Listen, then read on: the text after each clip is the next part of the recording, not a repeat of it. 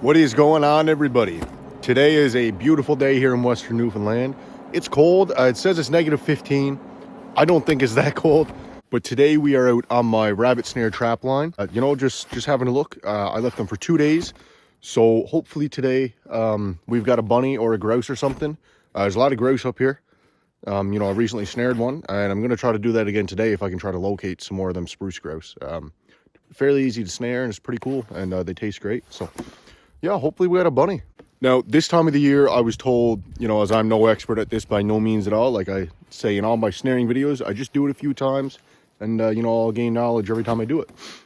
It's the only way to learn, right?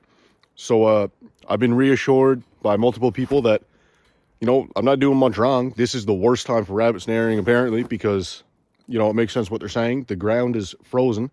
We haven't had any snow in, like, a week, probably more. Any amount of snow, so there's no reason for rabbits to make leads right now. They're just running wherever, whenever, with no rhyme or reason, right? They're just doing it because they can. So you just got to get lucky and hopefully catch one. There are a few prominent leads that I do have snares in, so all we can do is go check. Hey, let's go. Now, according to this, they ran good last night from what you can see. That lead was not there before. And that is a darn good lead. I'm going to throw a snare there on the way back. Yeah, so like I said, they're not, making leads and sticking to them. They might only use that lead for the next 2 days. They might not use it again, right? So, but I am going to put one there on the way back. Well, have a look at this here, guys. Bunny ran straight through here, straight through one of my snares, and he just pushed it. Just pushed it, eh? So what we're going to do is we're going to reset that one. Just how it was, and hopefully the next time he comes through there we can snag him. That's 0 for 3 so far. It's not all about catching them. I like gaining knowledge out of this, so I know now I did something wrong there. I'm gonna say I made my snare too small, so I'm gonna open it up a bit. So now hopefully we have him next time he comes through here. Very beat too. So I passed out one more snare with no action, but have a look at this one. The rabbit came behind it and turned around. So I am going to leave that there. Might as well. And yeah, hopefully he comes through next time. On to the next.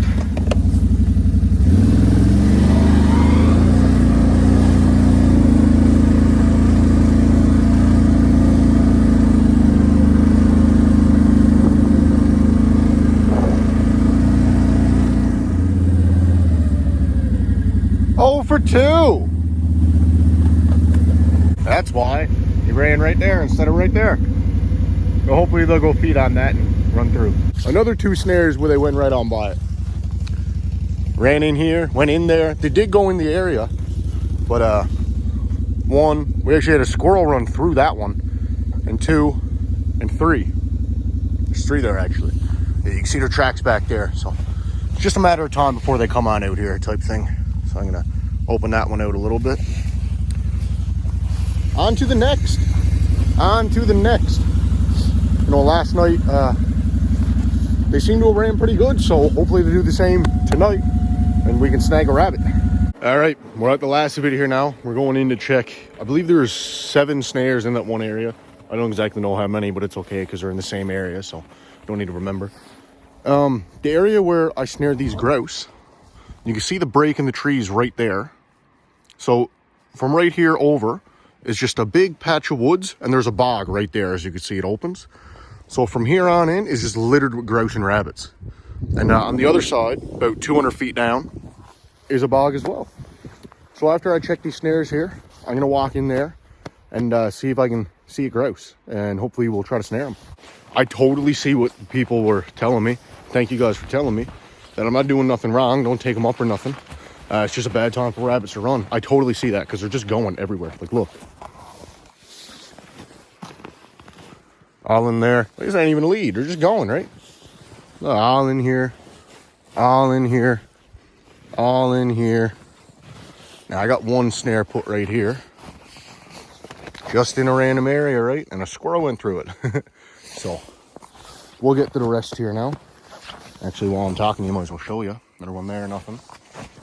Should have one there, yeah. Nothing in him. And no way. A ruffed grouse. That's the first for me. Ruffed grouse in a snare, guys. That's awesome. We'll get to that guy in a second. We're gonna check the rest. So, you know, none in that one. Nothing. And that's the last one here. And you can see they were here. They were here. Oh yeah, they were here. But they just never went through. All right, so no rabbits. I believe 3 had a bit of action, so that's good. Hopefully I'll have a bunny tomorrow. Let's go check out that roughie. Oh, I'd say this was caught 2 nights ago. The night I decided to leave it. Look at that, hey? Beautiful, beautiful bird. Beautiful female.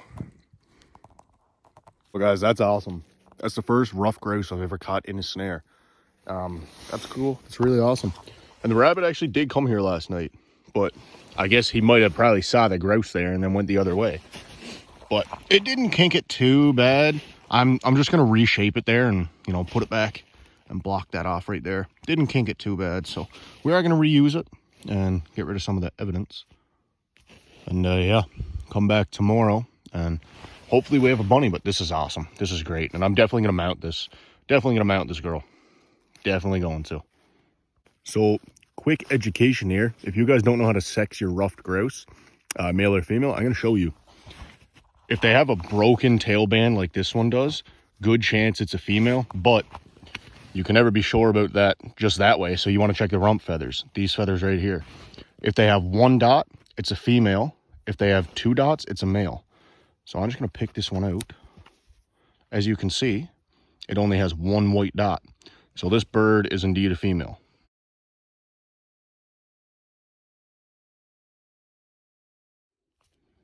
Easy way to check. And if they have a constant black band, it's a male. You know, some people will say like, oh, well, it has a ruffed around it, it's a male. Not necessarily, unless this one, you know, identifies as one, but I just debunked that right there. It has a bit of a ruffed. I guess not as much as a male would, but, you know, there's still a ruff there. So that's how you check. So, you know, the rabbit snaring videos aren't going how I want them to right now. And I guess it's not entirely my fault. It's just the conditions we have now. But what I am going to do to make this video a little more interesting is I'm going to catch and cook this girl. So we're going to take her back to my house just because I don't have anything here. And I could just do it like it is, no seasoning over an open fire, which is great. These birds taste better than chicken in my opinion. But I really want to show you guys one of my favorite recipes, which is a grouse sandwich. So we're going to go back to my house and yeah, we'll get to it then. We're going to bread this up like KFC.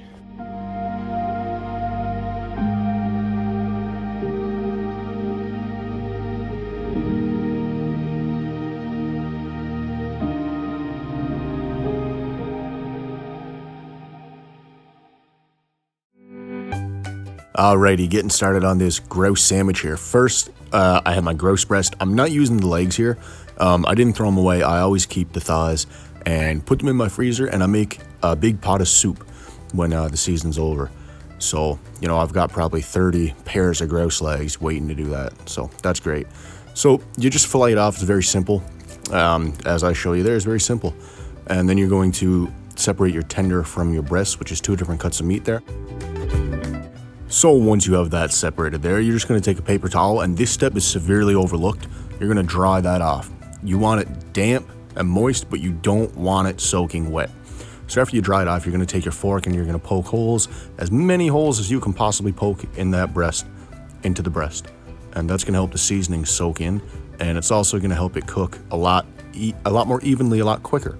Then you're going to hit it with some seasoning. You got your salt. You got your ground black pepper, of course. You've got your paprika or chili powder. I use chili powder. Either one works. You just want a little bit of a kick. Then you're going to come in with some garlic salt. After that, it should look like this. Now, I didn't rub it in there, but you rub it in and make sure it's all evenly coated. And you come in with your breading. I just use generic shake and bake, and it's absolutely perfect for this. Put it in a Ziploc bag, create an air pocket. And the air pocket is essential so you can get that batter coated around evenly. Mix it around. Once you got it evenly coated, this is just your first coat, keep in mind. You're just gonna take it out. Should look something like that, should be about that. Take some oil. I wouldn't recommend sunflower oil, but that's just what I could find at the house. I wasn't prepared for this. You're just gonna brush it over to get that moist enough to get a second coating to stick to it. And you're gonna repeat the same process. Once you throw that in for your second coat, the second coat, the idea of it is so it gets really crispy, and it do. The second coat really works. So you're just gonna put it in your pan there with some wax paper. You don't need any oil or anything, it shouldn't stick. Put your oven to 400 degrees, and you cook this for about 15 to 20 minutes. Take it out and check on it. Right now, you just get some toasted bread, and this is just the sauces I use. You can use a bun or anything, but I just used it like bread, keep it classic, and it tastes really good. So a little bit of mayo on the bread there. Take your pickles. If you don't like pickles, don't even eat a chicken sandwich, man. Get out of it. You gotta have pickles on this. I'm telling you, it makes a world of difference. After about 18 minutes there, I took my my grouse out. See, I slipped up and I just said chicken sandwich. It's not chicken, it is a grouse. Hot, it's hot, be careful, it's hot. I just burned myself. It's okay though. I did a breast and a tender there. I would have did 2 breasts, but you can't fit it. I could have, but it would have been one hell of a sandwich, let me tell you. So you're gonna take your honey. Honey is an awesome part in this as well. Drizzle it with a bit of honey, gives it an amazing flavor, and it brings all those flavors together, I find. You're gonna hit it with your Sweet Baby Ray's. If you don't like Sweet Baby Ray's, I don't know, something's wrong. It's gotta be. Sweet Baby Ray's is the way to go, let me tell you. Hit it with some Sweet Baby Ray's, put that sandwich together.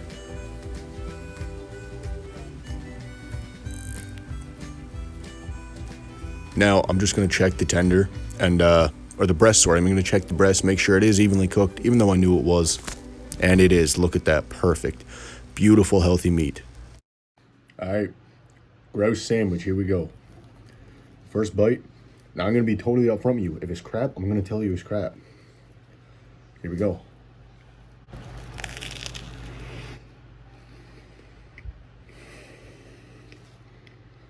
Y'all gotta try that. It's better than KFC.